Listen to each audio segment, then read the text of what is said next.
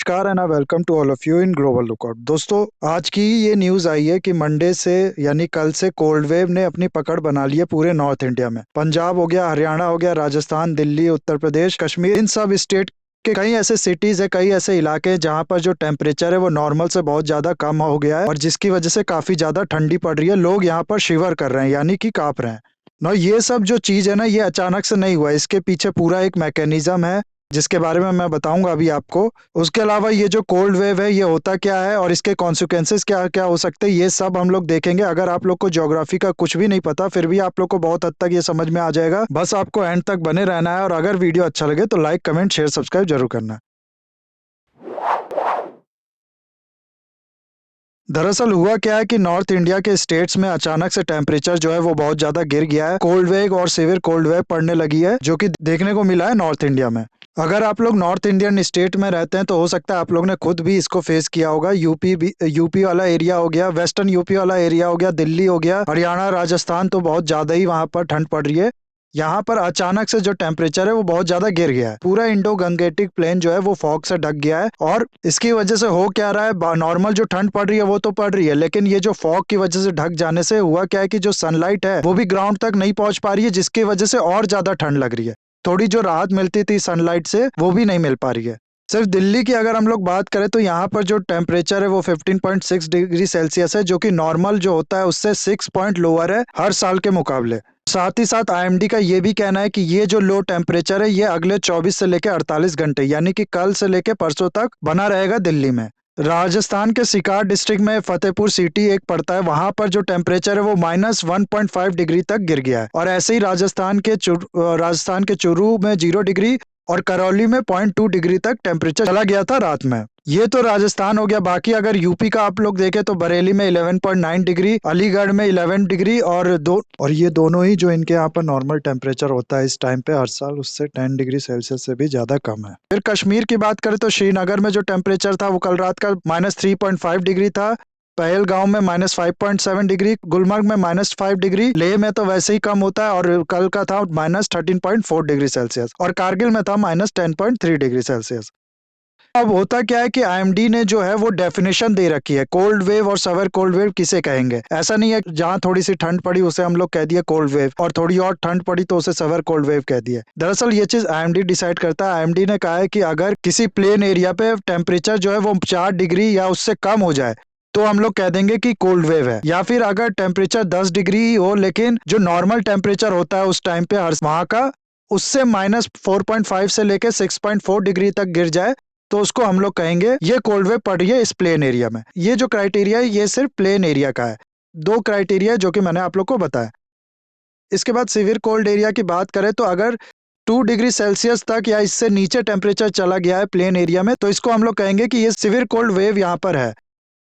या फिर जो टेम्परेचर है वो -6.4 डिग्री से भी ज्यादा गिर जाए नॉर्मल टेम्परेचर जो होता है हर साल उससे, तो कह दिया जाएगा कि सीवियर कोल्ड यहाँ पर है। ये था प्लेन एरिया के लिए। उसके अलावा अगर हम लोग हिली एरिया की बात करें तो यहाँ पर अगर टेम्परेचर 0 डिग्री पहुंच जाता है या फिर 4.5 डिग्री से लेकर 6.4 डिग्री तक गिर जाता है हर साल के कंपैरिजन में, तो इसको हम लोग कह देंगे कि ये जो है यहाँ पर कोल्ड वेव पड़ रही है हिली एरिया में। ठीक है।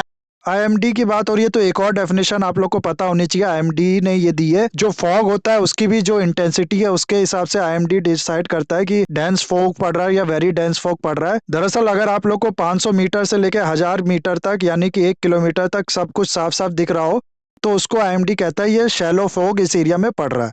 और अगर आप लोग की जो आई साइट है उसकी लिमिट 200 मीटर से लेकर 500 मीटर तक की हो तो मॉडरेट फॉग कहलाता है। उसके अलावा अगर 200 मीटर के आगे दिखना बंद हो जाए, 50 से लेकर 200 मीटर तक सिर्फ दिखे तो इसको कहा जाता है डेंस फॉग। और 0 से लेकर 50 मीटर की जब विजिबिलिटी सिर्फ बचती है तो इसको कहा जाता है very dense fog. Okay now ये सब तो ठीक है, लेकिन अब जो मेन क्वेश्चन आता है वो ये कि अचानक से ये जो ठंड है वो इतनी क्यों पड़ने लगी, क्या रीजन है इसके।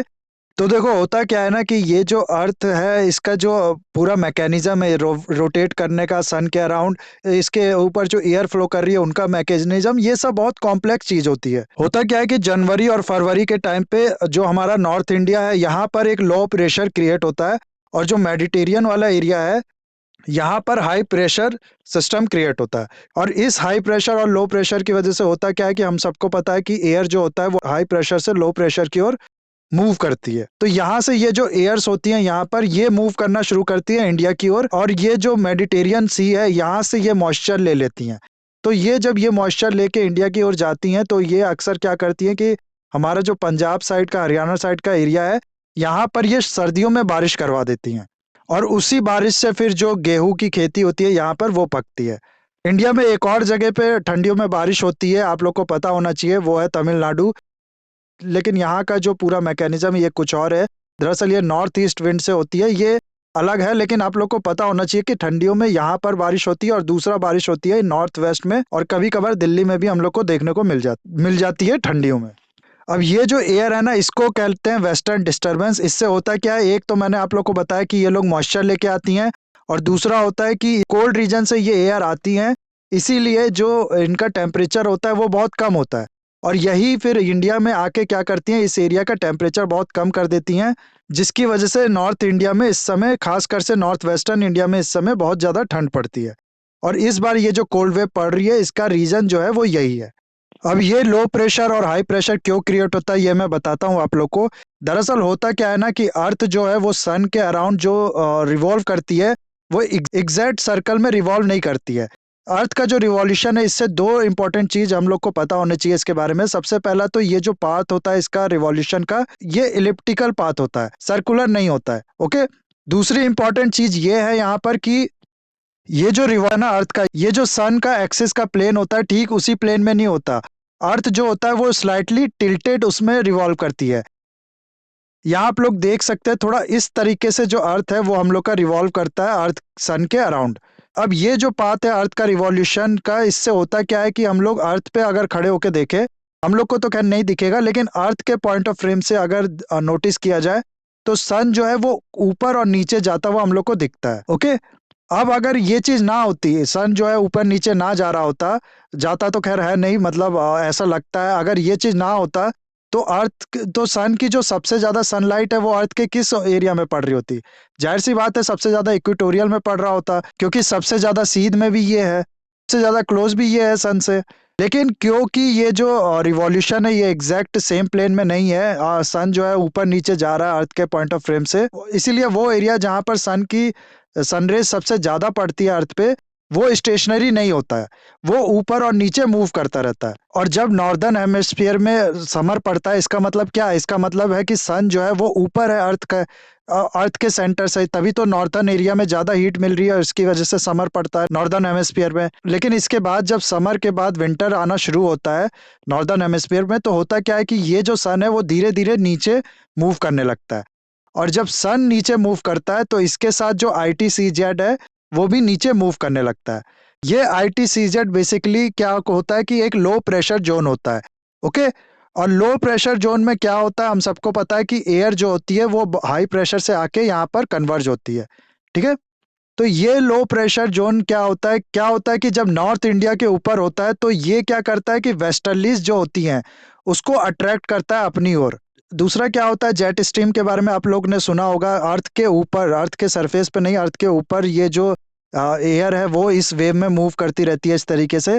ये जेट स्ट्रीम का भी बहुत बड़ा रोल होता है इस वेस्टर्न डिस्टर्बेंस को इंडिया में लेके आने का, तो ये भी आप लोग को पता होना चाहिए। ओके, तो ये था पूरा मैकेनिज्म जो कि मैंने आप लोग को बताया ना हो। अब इससे होता क्या है कि कोल्ड वेव पड़ने की वजह से ह्यूमंस की हेल्थ पे तो बहुत ज़्यादा नुकसान पड़ता है। वीजिंग हो गया, कफ हो गया, शॉर्टनेस ऑफ ब्रीथ हो गई, अस्थमा हो गया, ब्रोंकाइटिस हो गया, इस तरीके की प्रॉब्लम्स देखने को मिलता है ह्यूमंस में। इसके अलावा कभी कभार बहुत ज़्यादा डैमेज भी पहुंचा देता है ये ह्यूमंस की हेल्थ को। साथ ही साथ होता क्या है कि रेल ट्रांसपोर्ट हो गया या फिर एयर ट्रांसपोर्ट हो गया, इन पे भी बहुत ज़्यादा नेगेटिव असर पड़ता है। कई ट्रेनें जो हैं दिल्ली साइड में ऑलरेडी डिले कर दी गई है, और जो एयर ट्रांसपोर्ट है उसमें तो कुछ बताने की ज़रूरत ही नहीं है। जब फॉग होता है तो जाहिर सी बात है उन लोग को उड़ने में दिक्कत आती है।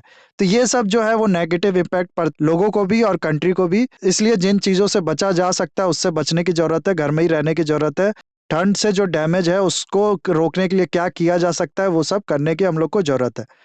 ओके, तो ये था पूरा वीडियो गाइस। आई होप ये वीडियो आपको अच्छा लगा होगा। इसे लाइक, कमेंट, शेयर, सब्सक्राइब जरूर कीजिएगा। That's all, have a nice day, take care.